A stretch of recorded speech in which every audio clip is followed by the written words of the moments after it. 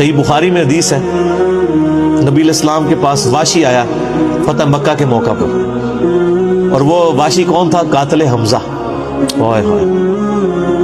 حمزہ نبی علیہ السلام کے صرف چچا نہیں تھے بلکہ بھائی بھی تھے، دور شریک اور ہم عمر بھی تھے، دوست بھی تھے۔ واشی کو حضرت بلال نے سفارش کروائی کہ یا رسول اللہ میرے کہنے پہ معاف کر دیے جائے۔ واشی پیش ہوا اور میں واشی یا رسول اللہ قاتل حمزہ یا رسول اللہ تیرا ایمان قبول ہے، لیکن کیا تو ایسا کر سکتا ہے کہ اپنی شکل مجھے نہیں دکھا؟ یہ وہ شخص ہے جو حریص علیکم بالمؤمنین رؤوف الرحیم ہے، لیکن چچا کے معاملے میں، اور وہ چچا ایسا نہیں جو صرف چچا ہی تھا، وہ دین کا مجاہد تھا، دین کے لیے کنٹریبیوشن تھی۔ اور میں آپ کو علا وجہ بصیرت کہتا ہوں کہ حضور کی وفات کے وقت اگر حضرت حمزہ زندہ ہوتے، خلیفہ اول حضرت ابوبکر نے نہیں ہونا تھا، حضرت حمزہ نہیں ہونا تھا۔ اس کا لاجیکل ثبوت یہ ہے کہ غزوہ بدر میں مسلمانوں کا لیڈر کون تھا آرمی کا؟ حضرت حمزہ۔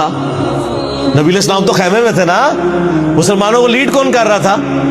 حضرت حمزہ۔ غزوہ احد میں کون لیڈ کر رہا تھا؟ حضرت حمزہ۔ اب میں تھوڑی سی انجینئرنگ کرتا ہوں کہ انسان کو اپنے چچا سے زیادہ محبت ہوتی ہے یا اپنی اولاد سے؟ مطلب اس پہ تو کوئی دوسری رائے نہیں ہے۔ جن جن کے بچے ہیں، میرے بھی اپنے بچے ہیں، آپ میں سے بھی اکثر لوگ شادی شدہ بیٹھے ہیں، آپ خود انالیسس کر لیں، بلکہ اولاد تو بعض کا انسان کو ماں باپ سے آگے ہو جاتی ہے۔ تو جن لوگوں نے حضرت حمزہ کے ساتھ ظلم کیا اور ان کو قتل کیا، ان کا ایمان قبول نہیں کیا گیا۔ تو جن لوگوں نے حضرت حسین ابن علی کے ساتھ ظلم کیا یا حضرت علی ابن ابی طالب کو تکلیفیں دی ہیں جو حضور کے بچوں کی جگہ تھے، ان کے بارے میں آپ ایکسپیکٹ کر سکتے ہیں کہ نبی الاسلام کے دل میں ان کے بارے میں کوئی محبت کے جذبات ہوں؟ ناٹ ایٹ آل۔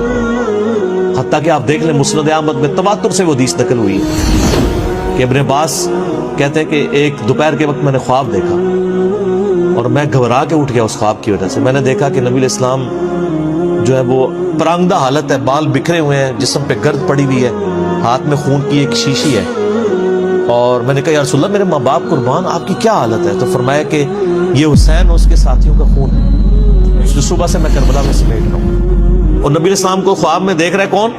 صحابی۔ تو وہ تو کنفرم ہے، بخاری مسلم میں حدیث ہے، جس نے مجھے خواب میں دیکھا میری شکل میں شیطان نہیں آ سکتا، اور وہ شکل صحابی کو تو پتا تھی، اور صحابی بھی عام نہیں، عبداللہ ابن عباس کہتے ہیں میں گھبرا کے اٹھا، میں نے وقت اور تاریخ نوٹ کر لی اور دن بھی۔ کئی ہفتوں بعد پتا چلا کہ اسی دن 10 محرم 61 ہجری میں حضرت حسین ابن علی کو شہید کیا۔ تو حسین ابن علی کی وفات کے اوپر یہ ابن عباس کو خواب میں آنا، حضور صلی اللہ علیہ وسلم نے انڈیکیٹر دے دیا نا، کہ اس حدیث سے پتہ چلا کہ نبی علیہ السلام وفات کے بعد بھی اللہ کی جنتوں میں حسین کے قتل کی وجہ سے غم زدہ ہیں۔ اور اس نے بھی لکھا یزید پلید لفظ لکھا، وہ اس پوری کتاب میں جہاں جہاں لفظ استعمال کرتے ہیں یزید پلید استعمال کرتے ہیں۔ تو بعد میں سعودی ایران ٹسل شروع ہوئی تو یہ یزید کی وکالت کرنی شروع کر دی۔ اہل حدیث تو خیر اس وقت ناصبیت اور یزیدیت کا جھنڈا اٹھائے ہوئے ہیں۔ دیوبند میں کم لوگ ہیں ایز کمپیئر ٹو اہل حدیث، اور بریلویوں میں تو بہت ہی کم ہے۔ تو یہ میں آپ کو صرف ایک کمپیریزن بتا رہا ہوں کہ انسان کو اپنی اولاد سے جو محبت ہوتی ہے وہ تو آپ سوچ نہیں سکتے۔ ترمذی میں اور مسند احمد میں حدیث ہے، نبی علیہ السلام نے حضرت حسین کو اٹھایا ہوا ہے اور آپ فرماتے ہیں اللہ یہ میرے بیٹوں میں سے ایک بیٹا ہے، اے اللہ اس سے محبت کر، جو اس سے محبت کرے، اس سے دشمنی رکھتے اس سے دشمنی رکھ۔ ہم یہ پوچھتے ہیں کہ حسین سے دشمنی کس نے رکھی ہوئی ہے؟ ذرا پوائنٹ آؤٹ کریں نا، کیا یہ تھریٹیکل بات ہے؟